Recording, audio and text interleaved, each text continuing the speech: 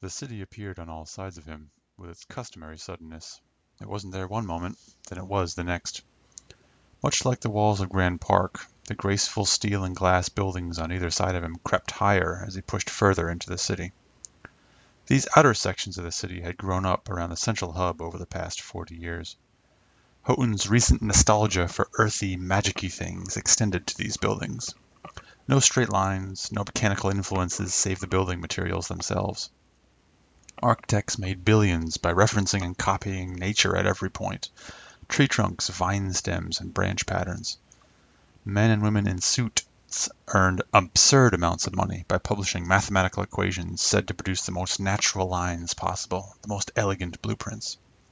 Politicians bent over backward to include organic imagery whenever possible in their posturing and pontification. It made the rough man want to spit. He'd much rather have the cool mechanical lines of his guns than the soaring branches of the latest office complex. The rain kept most of the pedestrians off the sidewalks, but nothing could stop the eternal barrage of cars, trucks, and trains that populated Houghton's streets.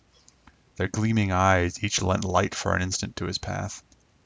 Ironically enough, the growing demand for the latest in organic architecture required ever-expanding construction capabilities, the machines of which were anything but graceful. Hundreds of super cranes, dozens of cement and steel trucks, and of course a myriad of faceless workers to man them all. It was said they made good money, too, these days. Having been faceless for over a decade, but never having made what could be called good money, the rough man reflected yet again that he was in the wrong profession. Then again, being able to kill for a living made up for most of the flaws of his work. The itch between his shoulders hadn't gone away. As he wound his way slowly through the giant concrete trunks and flower stems of Houghton, he had to fight the urge to look back over his shoulder. Someone good enough wouldn't be noticeable, especially in the rain, and the Blue Guards might use it as an excuse to question him. They didn't need many excuses these days, not with the Duke so powerful. The rough man walked on. The neon electric signs pinned to buildings and the tops of vehicles cast sporadic light on their surroundings. The rain intensified, shrinking visibility to less than 30 feet. Half a dozen blocks up the boulevard, maybe. It was hard to tell in the rain. A few people pushed by on either side of him, doing their futile best to keep dry. A sharp noise ahead. Green eyes darted about. Dark shapes rushed past him. Another report. A gun. The man slowed. Movement in the gloom. A group of figures materialized, swarming about something on the ground. They picked it up. He realized it was another person, struggling against its attackers. Muted voices raised in alarm penetrated the rain. The assailants carried the victim off the sidewalk and into an alleyway. A scream. The victim was female, youngish. The group, perhaps 7 in total, disappeared between 2 buildings on his right. The rough man paused at the mouth of the alley. The figures were barely discernible in the darkness. Another scream cut short. The man looked into the alley. Nothing but gloom. He turned back to the street. No one was around. He took his left hand from his pocket and checked the watch at his wrist. The numbers glowed up at him through a sheet of raindrops, illuminating his thin, rain-drenched face. He sighed, put his hand back into his pocket, and entered the alleyway. Despite the twisting buildings overhead, the rain continued unabated. Its continuous deep roar drowned out most everything. No shots greeted him as he moved forward. No more screams either. Maybe he was too late. He kept his hands firm on his guns, his arms loose, eyes open wide. His pupils had adjusted fully to the night. There simply wasn't much to see, and little light with which to see it. Groups of pipes curved and split off the buildings to each his right and left, modeled on roots, no doubt. The buildings were perhaps 5 feet away to each side. It was hard to tell. He kept moving. A choke point of pipes and wiring ahead, narrowing the alley to 5 feet in diameter. A dark form lunged out of the darkness from his left, grabbing his arm. "Now we—" came half a shout. He buried the barrel of his gun in the attacker's chest.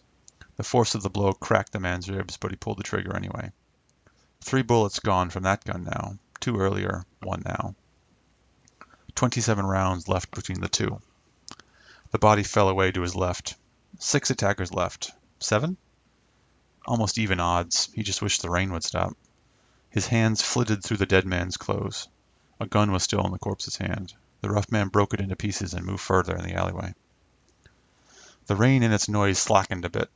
Figures emerged from the gloom ahead of him. The alleyway extended behind them, the base of another building against which spiraled upward into the rain. An exit sign flickered around head height over a door at the base of the building. 4 people standing, one lying on the ground behind him, in a puddle that was probably rainwater, but could have been blood. A motley assortment of weapons was in evidence: clubs, knives, and a chain. No guns that he could see. He kept his hands and his guns beneath his cloak. The 4 stepped closer. 6 feet separated them. "So this is the quick man, eh?" The leftmost man half shouted into the rain. They were in a semicircle about him, not quite in chain's reach, but close. They stopped moving. The woman on the ground behind them lay still. The rough man waited. "Wasn't so hard now, was it? I'm disappointed," shouted a man to the first speaker's left. His voice was high and clear. "What you doing here?" asked the rough man. The second speaker glanced back and shrugged. The sign behind them cast their faces in shadow. They all had on rain gear of some sort, obscuring their clothing save a few patches of drab blue and gray. "Just unlucky," was the response. "Useful." The man on the left was the biggest. He had a club. The others were around the rough man's height, maybe a little smaller. A few more seconds of waiting. "Well," said the green-eyed man, "what are we going to do now?" The high-voiced man laughed. The rough man wanted to shoot him for having a laugh like that, high and nasal. "We don't have to do anything." His head shifted a fraction, gazing behind the rough man. Something hard pressed into his back. He's here now. Well, shit. It had been 6, after all.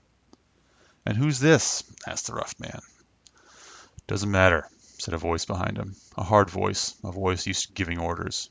"You 4," it continued. "Take his guns." The thin man with the green eyes sighed again. The 4 at his front stepped forward, and the high-voiced one laughed yet again. That settled it. The gun barrel at his spine rose to the back of his neck.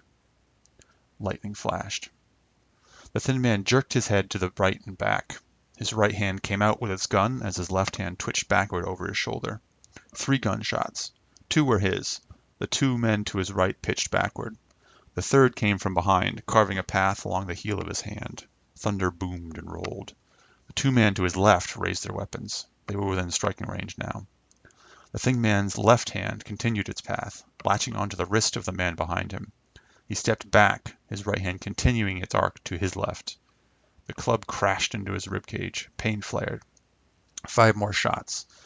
2 each to the chests of the men to his front. 1 from the gun at his back, passing over his shoulder, down and away. A hand clenched his right shoulder. He brought his left hand down with a grunt. The last assailant's arm snapped. The gun clattered to the ground and the man screamed. The thin man twisted to the left, slamming the hard-voiced man against the wall. Lightning flashed again. Against the wall, left arm snapped at the elbow, with one of the thin man's guns under his chin, was a blue guard. Shit and shit again. The guard's face twisted in pain. The rough man spoke. "What are you doing here?" "Too fast," said the guard through clenched teeth. "I get that a lot. Why are you here?" The guard's eyes focused on the green eyes of his would-be prey, now turned predator. He opened his mouth. A gunshot roared. The guard's head blew apart. Warm blood drenched the thin man's face. He stumbled back, both guns up, whirling. Through the driving rain, he could see lighted windows high up on the building before him. One of them winked out. He stood for a moment, guns pointed at the window in question, before he realized how foolish he was being. His guns found their way beneath under his cloak. He stood still in the rain, eyes moving around the violent tableau around him. None of this made any sense. Not the woman off the street, not the half-prepared thugs who knew he was coming, not the headless blue guard without a stick, not the gunman in the building opposite who hadn't bothered to shoot the other person in the alleyway. Unless he hadn't been the target. Someone wanted him alive. He shook his head. Adrenaline faded. Pain roared into full focus. 2 broken ribs at least. If he'd been standing a foot forward, the blow might have killed him. The gash along the bottom of his left palm was bleeding heavily. He held it under the rain, gritting his teeth. Movement to his left. The woman was waking up. He moved to her. The puddle she lay in was water, mostly anyway. The rough man knelt. Her nose was broken and plugged with blood. One cheek sported a purple bruise as dark as the pavement beneath her. Her knee-length coat obscured any injury she might have sustained. The thin man was much better at causing injuries than identifying them anyway. He laid a hand on her shoulder. Her eyes flew open. Dark color, exact shade impossible to tell in the gloom. She coughed and spluttered out rainwater as she struggled into a sitting position. The thin man sat back on his haunches, left palm up on his thigh, right one palm down on his other leg. The woman shook her head several times. Her hands waved a bit in front of her face. The rain had quieted a bit. "Can you hear me?" he asked. She blinked several times. Her head turned to him, and those eyes met his. She jolted away, slapping at him. "Who are you? Where am I? Stay away from me!" she shrieked. "They're dead." The possible meanings of this filtered through her muddled head, and she stopped scrambling away, still within arm's reach. She twisted about, one hand going to her cheek, the other doing its best to keep her upright. She was wobbly. Her thin legs showed bruises and cuts. She'd fought hard. What happened?" "You tell me." "I was just walking, and they came out of nowhere, and why are they dead?" "You're welcome. Why did they take you?" "I don't know. Ask them." "I can't. They're dead. Were you robbed or raped?" She rummaged under her raincoat. No, I wasn't. And no, they didn't." The thin man glanced back up the alleyway toward the street. She spoke again. Shouldn't the cops come soon? Should we call them?" "They'll be here soon enough. The rain muffled the gunshots, but they'll have figured out the location by now." He stood, right hand beneath his coat. "Do you have money?" "Money?" "For the hospital." "Hospital?" He held out some to her. "Take it. It'll be more than enough." "I can't take that." He dropped it into her lap. She looked up at him, eyes squinted against the rain. She probably would have been pretty if not for the nose and the bruises. "Who are you?" "You okay until the cops come?" She nodded. "I think so." He glanced about. The corpses wouldn't tell the cops much beyond the obvious. A fight, in which almost everyone died. Rain would wash out most everything. Nothing solid to link him here. Good. He looked back down at the woman. "Tell them everything you can. It'll be easier for you." He turned toward the street. "Wait!" He paused. She wobbled to her feet. She made her way to him, but he held out a hand and she stopped. "Who are you? And why did you save me?" He regarded her for a moment. Her dark hair hung in clumps over her face and coat. "I had time," he said. "Remember, tell them everything." He walked back to the street. He turned right, bowing his head against the rain. In the distance, he could hear the first sirens.